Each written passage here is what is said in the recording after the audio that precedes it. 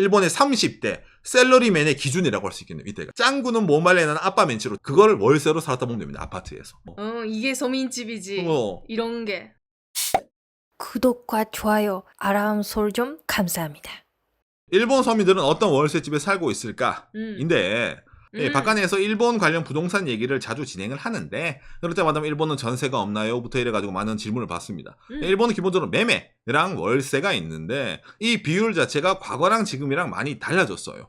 계속 월세만 살면서 어차피 난 자유롭게 돌아다니고 싶다. 그런 사람들이 있는 만큼 좀 이제 사는 풍도가 다양합니다. 일본 사람들의 이 경제활동 인구 중에서 90%는 여러분 셀러리맨입니다. 그러니까 셀러리맨은 뭡니까? 월급이 거의 정해져 있잖아요. 그죠? 그러니까 이 셀러리맨 월급 내에서 어느 정도를 월세를 내야 할까? 사람들마다 어느 정도 기준선이란 게 생깁니다. 일본 내에서는. 이 정도 급여를 받으면은 이 정도 흔히 말하는 월세집에는 살 수가 있네요. 일본 서민들의 이런 월세집의 기준, 그리고 이 박간에도 그러니까 방송 시작하기 전에는 저도 계속 셀러리맨이었습니다. 원룸에도 살아보고 그 다음에 일본 사택에도 살아보고 그 다음에 회사에서 보조금을 주는 일반 월세집 아니면 보조금이 없는 그냥 월세집 각종 다 살아봤어요. 일본에 있으면서. 그러니까 오늘은 저희 경험을 바탕으로 여러분들에게 실제 일본 서민들은 이런 데 사는구나 라는 것에 좀 얘기를 해보려고 합니다. 일본 총무성 통계국 사이트입니다. 일본에 집 사는 사람과 아니면 계속 월세 사는 사람 있잖아요. 여기에 대한 비율을 일본에서 통계를 낸 거예요. 왼쪽에 있는 게 자가주택 소유 비율이에요. 그런 사람들이 많은 게 아키타, 도야마, 야마가타 이래가지고 일본의 산골 지역 있잖아요. 아니면 조금 이제 외곽 지역. 그쪽 사람들은 땅값도 싸고 하다 보니까 본인 집을 지어서 사는 게 이거 월세 내고 새 들어 사는 것보다 훨씬 낫다. 오키나와현, 도쿄, 후쿠오카, 오사카, 홋카이도부터 이래가지고 뭔가 좀 도심부 쪽이 있잖아요. 특히 도쿄 같으면 그 비율이 심한데 거기는 좀 이제 사람들이 자기 집을 갖고 있는 사람들이 별로 없어요. 반 이상의 사람은 뭡니까? 월세집 사는 거예요. 월세집에. 그래서 이런 자료를 좀 쉽게 바꿔둔 건데 마이나비 부동산입니다. 일본에서 30대에서 50대까지의 주택 소유주율은 감소하고 있다. 좀 뭐라면은 30대에서 50대 사람들이 자기 집을 가지는 것보다 그 나이대 사람들도 월세에 사는 사람들이 늘어난 거예요. 언제? 과거에 비해서. 1988년에 비해 2018년에 약 10% 감소했다. 자가주택 소유율이. 그러니까 일본 사람들도 예전에는 결혼하면은 짱구 아빠 멘치로 집 딱 짓고 거기서 한 곳에서 계속 사는 거야 라고 했던 게 옛날이라면은 맞아. 지금은 굳이 집을 지을 필요가 있나? 내가 예를 들어 전근을 갈 수가 있고 그다음에 이 직장이 언제까지 있을지도 모르는데 이사할지도 모르는데 왜냐하면 일본은 집을 세우고 나면 일반 주택집을 짓고 나면은 다음에 팔 때 반값 이하로 받거든요. 거의 돈 가치를 못 받습니다. 그렇기 때문에 자산에 리스크가 있다. 그러니까 집을 사는 타이밍을 좀 늦춰보자 라는 사람들도 꽤 많이 늘어난 겁니다. 일본에서도. 맞아. 옛날이랑 비교하면. 그렇죠. 옛날에 비교하면 그런 게 좀 많이 있어요. 월세 사는 사람들 중에서도 내가 이 돈 받고 한 달에 어느 정도 집에 살아야 되느냐 이거를 기준을 세워야 될 거 아닙니까? 그러니까 이것도 일본에서 그냥 빅데이터가 있는 겁니다. 그래서 나온 이 빅데이터가 예를 들어 연봉의 20%를 나는 월세 비용이 쓸 수 있다 이러면은 우리나라 또 한 연봉 3천인 사람은 한 달에 한 50만 원 월세. 여기서 25% 쓰면 63만 원, 30% 쓰면 75만 원. 연봉 한 5천만 원이에요. 이러면은 83만 원 월세, 100만 원짜리 월세, 125만 원짜리 월세. 이렇게 살 수 있다라고 말이 나오는 겁니다. 대충 연봉의 20-30%? 그렇죠. 로 가는 게 좋다라는. 그러니까 이 레인지를 많이 가져가는 편입니다. 그래서 이제 일본에서 많이 나오는 것 중에 하나가 대략 한 25%를 많이 얘기를 합니다. 딱 중간 25%를. 근데 여러분 이게 함정이 있어요. 옆에 있는 연봉 예를 들어 300만원, 500만원, 800만원 이렇게 나오잖아요. 이거는 세금 제하기 전이에요. 사회보장 비용 같은 거는 의료, 보험, 연금 제하기 전에 금액을 갖고 이렇게 비교를 해둔 거기 때문에 이걸로 기준을 하면 안 된다고 하는 사람들이 많이 있습니다. 그럼 뭘로 기준을 해야 돼요? 실제로 자기 돈장에 없는 금액이죠. 그렇죠. 세후 금액을 기준으로 20%에서 한 25%로 봐야 된다. 세후로 보면 대충 어떻게 나오냐면은 세 전 700만에는 대충 일본에서 세후 524만에 그러니까 연봉 우리나라 돈 7천만 원이라 하더라도 일본에 있으면 대충 실제로 받는 돈은 한 5,240만 원 밖에 안 되는 거예요.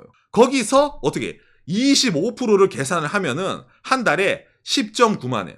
연봉 우리나라 돈 한 7천만 원 받는 사람도 일본에서는 월세 한 100만 원, 110만 원 정도까지 살아야지 이 이상 살면은 너는 너의 분수 이상으로 사는 사람이다 라는 식으로 말을 합니다. 이렇게 기본적으로 얘기하는데 그래도 이 금액 기준이 있잖아요. 그렇죠. 이것도 어느 지역에서 살아요 그거에 따라서 그렇죠. 보는 그 평가가 달라요. 예를 들면요. 도쿄에서 월세 10만 엔이라고 하면 싼 애라고 느낄 수도 있는데 규슈에서 10만 엔이라고 하면 엄청나게 좋은 집이 그렇죠. 싼 애라든지.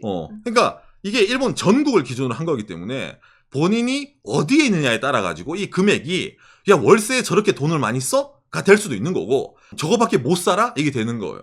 일본 수도권에 있는 사람들에게는 이게 상당히 큰 부담으로 작용이 됩니다. 나이가 직장이 도쿄에 있어. 그런데 내가 예를 들어 도쿄인데 한 연봉 500만 원, 우리나라 한 5천만 원 받아요. 그러면은 여기 8만 원 정도 나오잖아요. 우리나라도 80만 원. 도쿄에서 80만 원이면 여러분 원룸 살아야 돼요. 안 그러면 외곽 지역으로 더 나가야지. 예를 들어 뭐 출근 한 2시간짜리 기차 타야 되는 지역. 글로 나가면은 좀 숨통 트입니다. 저는 오래된 집. 오래된 집. 도쿄 예를 들어 여러분 이런 게 있잖아요. 도쿄도 지역의 임대 시세거든요. 원룸 이러더라도 이게 도쿄예요. 7만에 뭐 이렇게 6만에 넘어가는 거예요. 그럼 아까 이 금액으로 봐. 도쿄에 살려면은 일본에서 연봉 한 500만엔 400만엔 이상은 받아야지 도쿄에서 어떻게 돼? 원룸에 살 수 있다. 가족 있으면 봐. 어떻게 방 하나, 부엌 하나, 거실 하나 이렇게 두려고 하면 여러분 금액이 이렇게 되면 이게 도쿄입니다. 이게 도쿄의 평균 시세라는 거예요. 대충. 그러다 보니까 도쿄에 있으면 돈이 안 모여요. 모일 수가 없어요. 기본적으로는. 그러니까 도쿄 지역에서도 조금 외곽 있잖아요. 외곽 지역구랑 그 다음에 어떻게 됩니까? 시 있잖아요. 조후지부터 이래가지고 좀 외곽으로 나가면은 싸지는 거예요. 그러니까 도쿄 중심가에 내가 뭐 예를 들어서 뭐 좀 살고 싶어요. 일반 셀러리맨 특히 서민들은 아예 꿈을 접어야 됩니다. 다 자기가 낸다고 생각하면 힘들어요. 바로 여기서 나오는 겁니다. 예. 이게 무슨 말이냐면은 일본 셀러리맨 월급 얘기할 때 월급이 적잖아요. 예, 일본에서도 뭐 일하시는 혹시 주변 지인이 있으시면은 월급이 쥐콩만해 라고 말하는 사람이 많이 있습니다. 일본은 보너스를 줄 때 기본급 곱하기 6, 기본급 곱하기 5 이런 식으로 해가지고 여름에 보너스, 겨울에 보너스를 줍니다. 이게 일본 기본적인 일반 기업이에요. 그러니까 기업 입장에서 기본급을 올리면은 보너스를 많이 줘야 되잖아. 기본급은 줄이는 대신에 뭐 수당을 늘리는 겁니다. 그래서 일본 기업의 대표적인 수당, 뭐 주택수당이라는 게 있어요. 주택수당이 뭐냐면은 월세집에 사는 우리 직원에게 너 월세집 사니까 너 월급 받아서 월세 낸데 다 써야 되네. 월세 사는 친구들에게 수당을 주겠다는 흔히 말하는 월세 수당이 있습니다. 그거를 주는 기업 2020년 기준 47%입니다. 일본에 있는 기업 중에. 종업원 숫자가 1000명 이상의 기업, 흔히 말하는 뭐 중대기업 있잖아요. 거기는 61%예요. 그러니까 어느 정도 규모가 있는 기업이라면은 대부분이 월세 살면은 수당 줍니다. 그러니까 아까 말한 있잖아. 도쿄 지역은 월세가 비싸잖아요. 그러면은 도쿄 지역에 있는 양심 있는 기업 같으면은 좀 더 많은 금액을 급여 외에 너 월세 많이 나가네? 여기서 출퇴근해야 되네? 살아라 이래가지고 수당 줍니다. 예, 이런 제도가 있는 겁니다. 일본은. 예. 그리고 이렇게 수당을 준다라는 방법뿐만이 아니라 아예 할인된 가격으로 주택을 빌려 주신다. 그러니까 흔히 말하는 사택 있잖아요. 사택을 따로 계약을 해가지고 갖고 있는 기업도 있지만은 없으면 일반 부동산을 사택처럼 만들어가지고 여기 들어와 사세요라는 식으로 하는 데도 있습니다. 그래서 이제 이런 식으로 거의 반절 가까이 되는 일본 기업들이 집에 월세 보조금을 줘요. 그럼 금액은 어느 정도 줘요라고 느끼는데 이게 약간 애매합니다. 평균으로 치면은 한 17만 원 정도를 평균으로 치면 나온다고 합니다. 근데 규모가 큰 기업은 평균으로 치면 우리한테 한 20만 원. 2만 천이니까 한 21만 원 정도가 그 월세 수당으로 따로 나오는 거예요. 21만 원이. 대기업 같은 경우에는 이거보다 훨씬 더 많이 주는 경우도 생깁니다. 그렇기 때문에 일본에서 흔히 말하는 일본 셀러리맨들이 월세 이런 거 산다 할 때 그 사람들이 아니 저 친구 월급에 저런 도쿄 시내 한가운데 월세집 못 살 텐데 라고 느끼는 그런 사람이 있으면은 대부분이 회사에서 보조금을 좀 많이 주나 보네 라고 느낄 수도 있는 거예요. 자료를 많이 봤는데 이거는 좀 이미지 안 되잖아요. 그렇죠. 그럼 이미지 쉽게 할 수 있도록 우리가 어떻게 살아왔는지. 박간이가 어떻게 살아왔는지. 뭐 우리는 기본적으로 평균적인 집에 살아왔기 때문에 그렇죠. 예, 참고될 것 같습니다. 그렇죠. 자, 그래가지고 먼저 이거부터 갑시다. 이거는 대학생 때 살던 겁니다. 원룸입니다. 이거 방 하나입니다. 예전에 이제 박간이 영상 중에서 일본 집이 더럽게 추운 이유, 예, 거기에서 나오는 그 집인데 크기가 어느 정도냐면은 제가 이 집 크기를 보여드리면은 전용 면적 21.75 평방미터. 그러니까 한 6평 좀 넘네요. 7평이 안 됩니다. 대충 그림 보면은 이런 느낌으로 나오는 거예요. 방 하나. 우리나라 돈으로 한 50만 원짜리입니다. 위치가 나쁘지 않았어요. 제가 이제 교토대학을 다녔는데 바로 옆에 있어요. 걸어서 이제 한 2, 3분 걸립니다. 학교까지. 나름 그래도 올인원도 50만 원이면은 학생 때도 부담이 컸단 말이에요. 아, 근데 그렇죠. 회사 들어가면은 일본은 신입사원 월급이 대충 우리나라 돈으로 세전 200만 원입니다. 한 달에.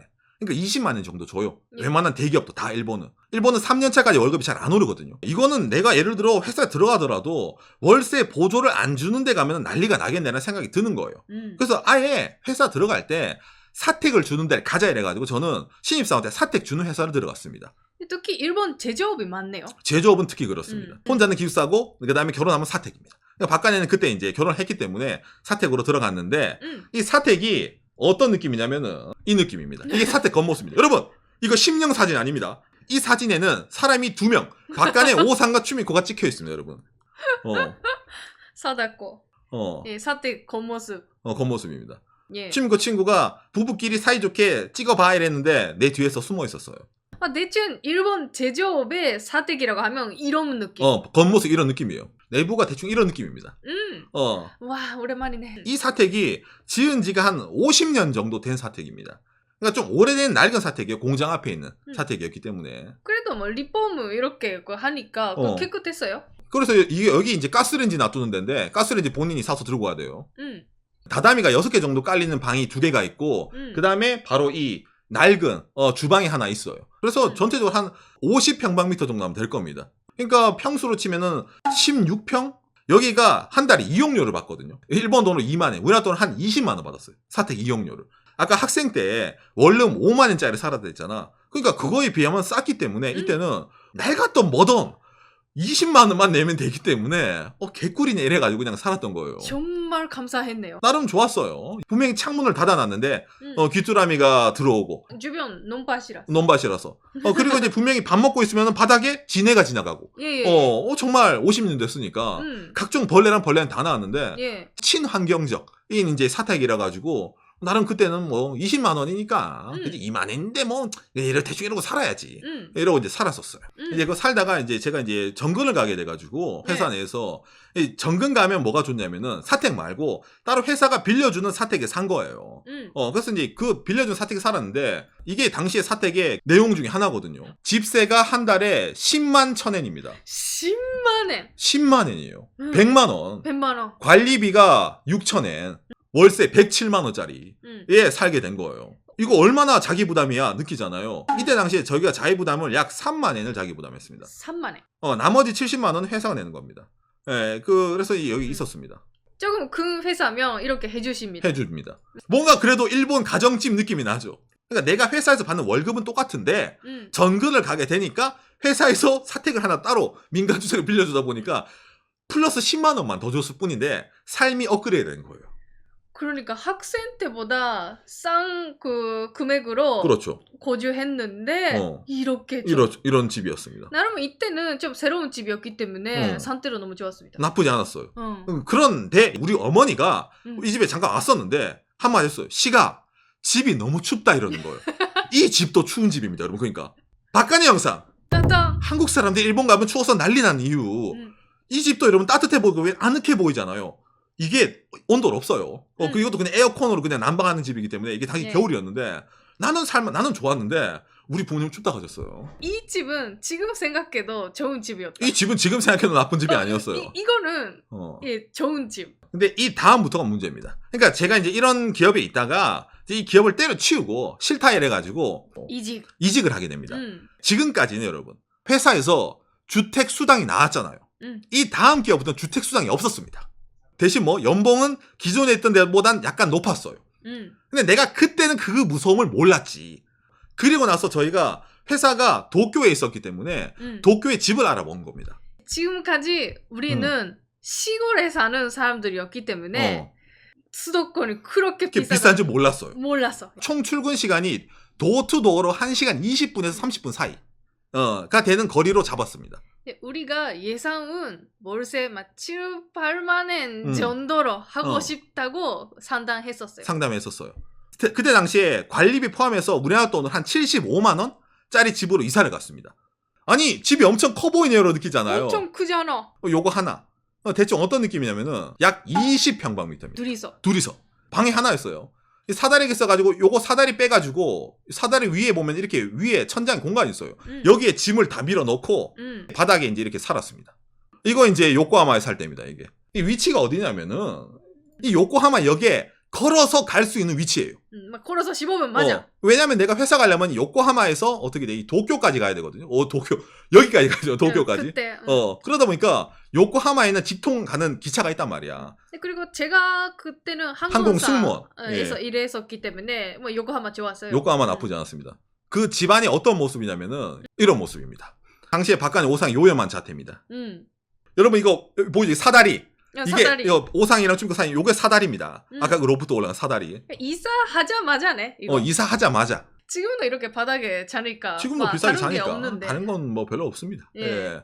그러니까 이때 당시도 연봉이 제가 우리나라 돈으로 4,500만 원 정도 됐나? 그때는 저는 탑승하는 사람이었기 때문에 별로 멀고 없었어요. 그러니까 한 2, 3천 정도라고 보면 됩니다. 연봉으로 치면은. 되려나? 3천 없었어. 그러니까 2천만 원대. 그러니까 오상이 4,500 합쳐서 그래도 연봉 한 6, 7천은 되는데 여기 살았어요. 둘 다 그거 주택 수당이 없으니까.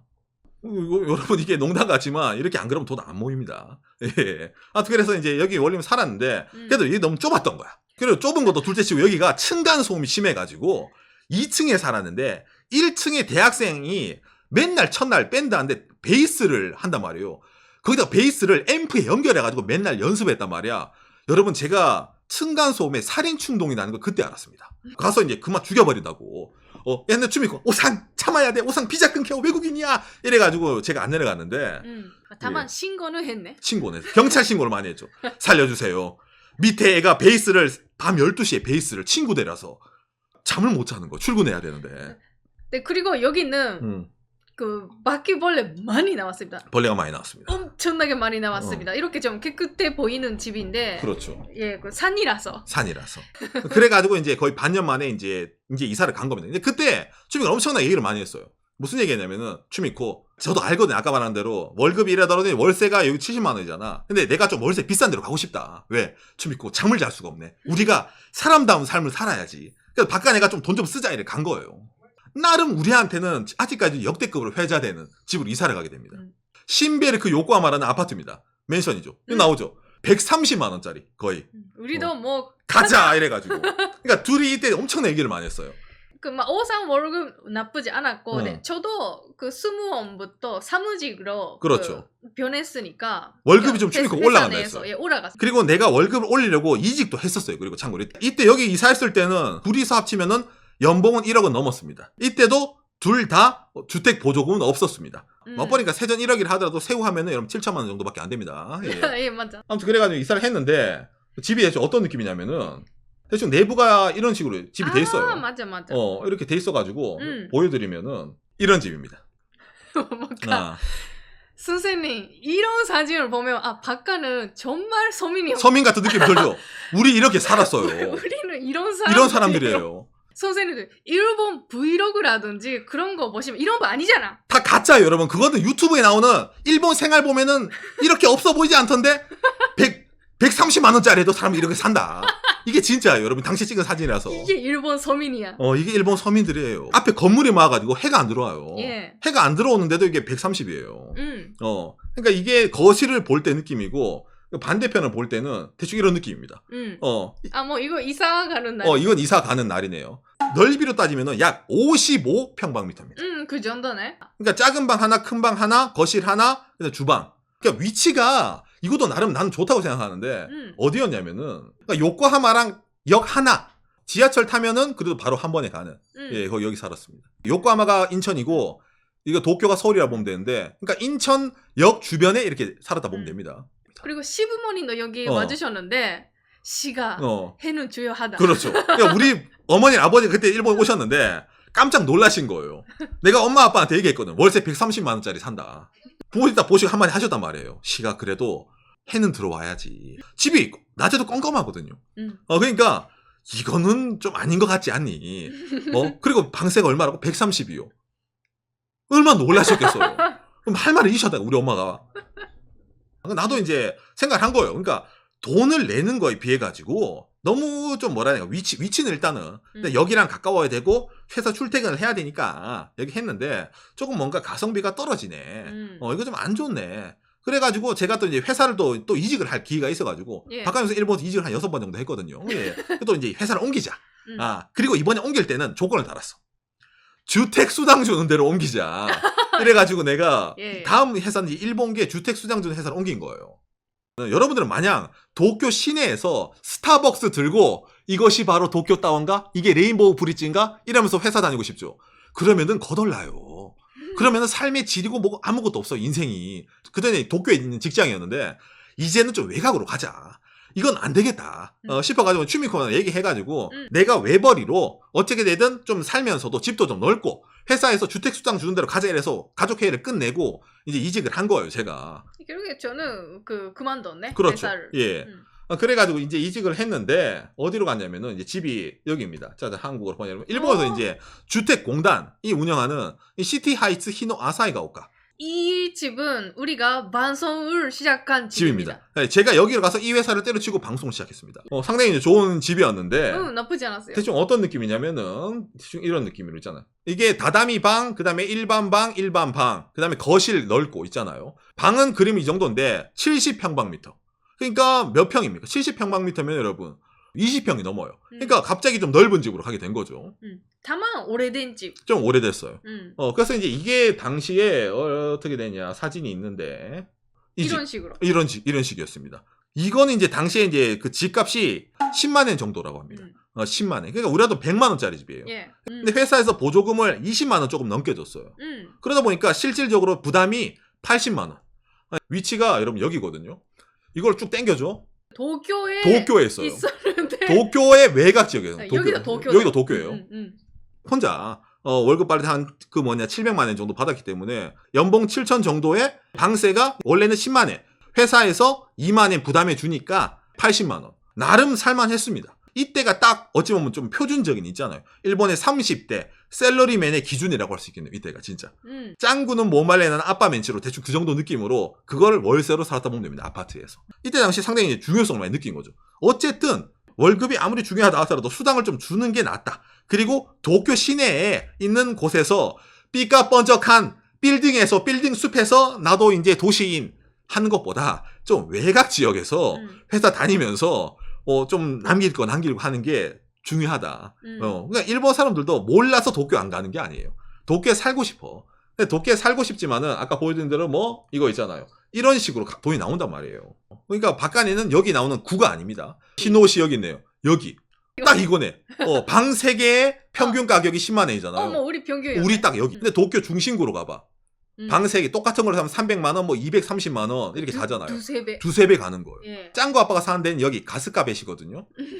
짱구 아빠는 이제 여기 살기 때문에 짱구 아빠가 여기 살면서 도쿄 가는 거랑 박간이 오상이 여기서 가는 거랑 거기에요, 여러분. 지도상으로. 지도상으로는 여기다 짱구가 사는 동네, 여기 오상이 살던 동네. 그러니까 외곽에 이렇게 둘러서 살 수밖에 없습니다. 안 그러면은 월세 부담이 안 되기 때문에. 박간이가 원룸 살 때랑 투룸 살 때랑 수도권 지역 살 때랑 여러 가지 많이 살아봤다 했잖아요. 그건 대충 이 정도입니다. 그러니까 예. 아니 그래도 오상 도쿄 중심가에 살아본 적이 없잖아요. 일본 서민들은 도쿄 중심가에 살 수가 없어요. 몰라. 그러니까 어떻게 되고 있는지 몰라. 없어요. 그러니까 도쿄 중심가에 살고 있어요. 그러면 가족이 원룸에 살고 있는 거예요. 아니 진짜 아니. 좋은 직장에 다니고 있는 거예요. 그렇죠. 그거예요. 그거. 서민이 아니지. 일본 사람들이 백엔샵부터 이래가지고 서민들이 절약하는 생활 한다 했잖아요. 그럴 수밖에 있는 게 다 이런 데 나오는 겁니다. 월세가 비싸니까. 그리고 있잖아 여러 가지 얘기는 들어본 적이 있는데 실제 어떤 상태인지 모르겠다. 그런 것도 오늘 우리 그 사진을 보면서 그렇죠. 진짜 일본 브이로그라든지 그런 곳에서 안 보이는 그 집 상태를 보여드릴 수 있었기 때문에 조금 참고가 되었으면 좋겠네요. 좋겠네요. 왜? 진짜 그러고 살아요. 평균적으로 이렇다고. 그러니까 이게 싫으면은 월급을 다 집세에 쓰면 되는데 그러면 어떻게 돼? 돈이 안 모여요. 아무것도 못해. 수복 못 가. 수복도 못 가고 외식도 못 하죠. 그러니까 여기 살면서 박간의 영상 두둥. 일본 사람들이 엄청나게 절약한 이유. 그렇게 절약을 하고 사는 게 일본의 서민들의 현실입니다. 근데 그게 뭐 나쁘다고 말하는 게 아니에요. 그게 일본 살아가는 사람들은 기본적으로 그렇게 하고 살기 때문에 이게 보통인 거예요. 다 이렇게 살아가는 겁니다. 예. 그러니까 오늘 보고 뭐 거의 박간이랑 비싸네. 그러면 뭐 오케이 이거. 그렇죠. 이거보다 좋은 집 사는데 일본에 있는데라고 느끼시면 엄청나게 성공하신다. 그렇죠. 그런 거. 기준이라 보면 됩니다. 기준.